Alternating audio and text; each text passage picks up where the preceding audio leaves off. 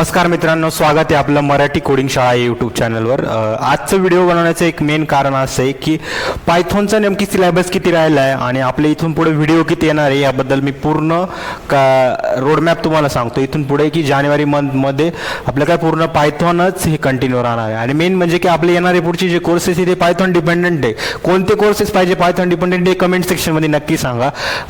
कारण की आपले काय सिरीज आता मी ठरवलं की जे पण येणार आता काही दिवसांपुरतं पायथॉन बेसच येणार आहे. कारण मार्केटमध्ये सगळ्यात जास्त जी लँग्वेज आता चालते, सगळ्यात जास्त डिमांड पुढे भविष्यामध्ये ज्याला येणार आहे ती म्हणजे काय पायथॉन आपलं राहणार आहे.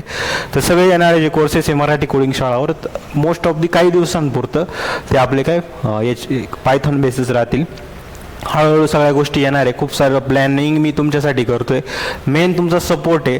आपले लवकरात लवकर सबस्क्रायबर पण वाढणं इम्पॉर्टंट आहे. कारण जेवढी जास्त क्राऊड येईल तेवढं जास्त मोटिवेशन म्हणून राहतं असं आहे. तर तुम्ही जेवढं जास्त तुमच्या कॉलेजमध्ये जेवढं जास्त शेअर करता आला तेवढं करा आणि आपण कंटिन्युअसली काय हळूहळू आपलं काम चालू ठेवू. तर सगळ्यात पहिलं जे जसं की हे पूर्ण आपलं झालेलं ऑपरेटर टाईप कास्टिंग हे सगळं काय आपलं झालेलं आहे. त्यानंतर conditional statement, loop, control, range function, pattern प्रिंटिंगचे क्वेश्चन बाकी आहे. यावर माझ्या मते पुढच्या लेक्चरमध्येच पॅटर्न प्रिंटिंग आपलं चालू होईल, पॅटर्न प्रिंटिंगचं.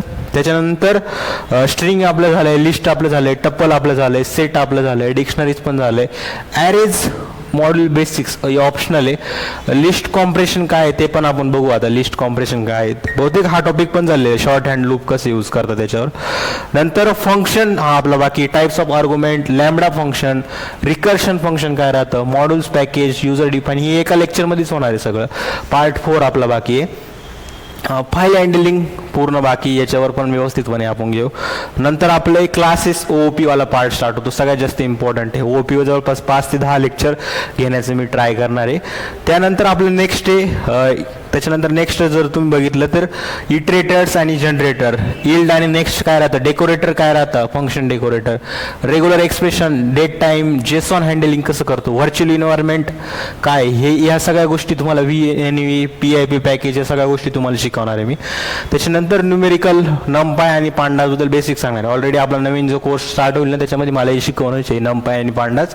पण मी बेसिक तुम्हाला सांगून देईल, जेवढे इम्पॉर्टंट तेवढं दाखवलं. मॅटप्लॉटलिब काय करतं, याच्यासाठी ज्युपिटर नोटबुक वगैरे लागेल. वेब स्क्रॅपिंग काय राहतं, ही सगळे डेटा अनालिटिक्सचा पार्ट आहे पुढं, ते तुम्हाला शिकवणारच आहे मी. नंतर ॲटोमेशन ही काय, GUI प्रोग्रामिंगच्या बेसिसवर आपण काही एक प्रोजेक्ट बनवायचा प्रयत्न करू. त्याच्यानंतर डेटाबेस म्हणजे की MySQL त्याच्यासोबत कसा जेसॉन डेटा हँडलिंग करतो, कसा डेटा आपण हँडल करतो बाय युजिंग पायथॉन, हे पण होणार आहे. ॲडव्हान्स पायथॉन सांगतो बघा मी, प्रॅक्टिस आपण करणार आहे ज्याच्या बेसिसवर, लायब्ररीच्या बेसिसवर. आणि काही AIMLचं इंट्रोडक्शन, आता याच्यावरून तुम्हाला लिंक लागूनच गेली असेल की मराठीमध्ये सगळ्यात भारी कोर्स आपला लॉन्च होणार आहे. आणि तुम्ही बघा की मार्केट आता आपल्याला काही तयार करायचं आहे आणि जेवढा जास्त रिस्पॉन्स देईल तेवढा द्या. मी खूप जास्त मेहनत करतोय तुमच्यासाठी. मेन एवढंच आहे की तुमच्याकडून जेवढं जास्त रिस्पॉन्स मिळेल तेच माझं मोटिवेशन राहणार आहे, हे लक्षात ठेवा. येणाऱ्या पुढच्या काळामध्ये खूप काही गोष्टी मी मराठीमध्ये मुलांना शिकवणार आहे आल्या. आणि प्रोजेक्ट मेन म्हणजे की पायथॉनच्या बेसिसवर नुसतं शिकवणार नाही, प्रोजेक्ट पण तुमचे घेणार आहे. चांगले प्रोजेक्ट घेण्याचा प्रयत्न करणार आहे मी. असाच आपला सिलेबस जो आहे तो आपला कंटिन्यू चालू राहील. असं समजा की आपली एक नवीन सिरीज आता स्टार्टच झालेली आणि त्यामध्ये पायथॉन जे मला शिकवायचे ते सगळं आपण इथून घेणार आहे. तर आता मी पायथॉनचं OOP बाकी, नमपाय पांडाचं इंट्रोडक्शन, काही लायब्ररीज त्यांचे यूज करून आपल्याला काही प्रोजेक्ट घ्यायचे, ते प्रोजेक्ट वाईजच सेशन घेऊ. 3-4 प्रोजेक्ट तरी घेण्याचा प्रयत्न करणार आहे मी. ते लायब्ररी जे शिकवलं त्यांचा यूज करून घ्यायचं आपल्याला. नंतर जेसॉन हँडलिंग तो पण एक, डेकोरेटर हे ॲडव्हान्स पायथॉन आहे, त्याच्या सगळ्या कन्सेप्ट मी घेण्याचा प्रयत्न करणार आहे ॲडव्हान्स पायथॉनमधले, समजलं. आणि हे आपलं OOP वाला पार्ट. नंतर फाईल हँडलिंग, त्याच्या आधी फंक्शन आणि एक्सेप्शन हँडलिंग वगैरे पण आहे त्याच्यामध्ये, तो पण आपण व्यवस्थितपणे घेणार आहे.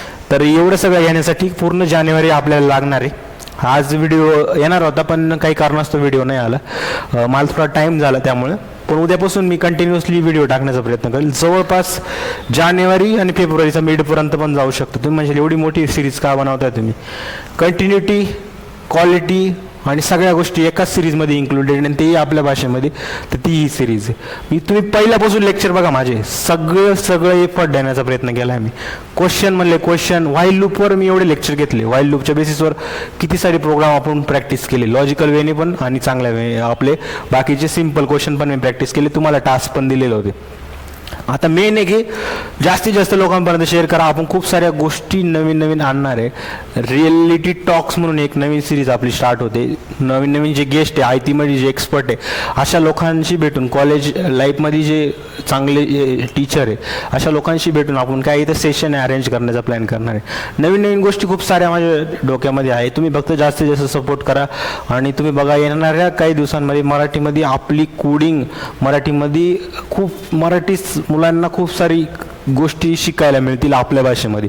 आणि पूर्ण जेवढे पण लोक आहे गावाखेड्यामधले त्या मुलांपर्यंत जास्त पोहोचणं खूप जास्त गरजेचं आहे आता.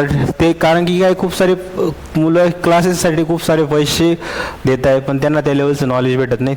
त्या लेवलचं ना आपल्या भाषेमध्ये ते नॉलेज आपण ह्या चॅनलवर देण्याचा प्रयत्न करणार आहे. त्याच्यापेक्षा पण काही बटीने क्वालिटी आपण नॉलेज देण्याचा प्रयत्न करू. आलं देणार तर आजच्या दिवस एवढाच आहे. उद्यापासून आपली परत पायथन प्रोग्रामिंग सिरीज रिस्टार्ट होते.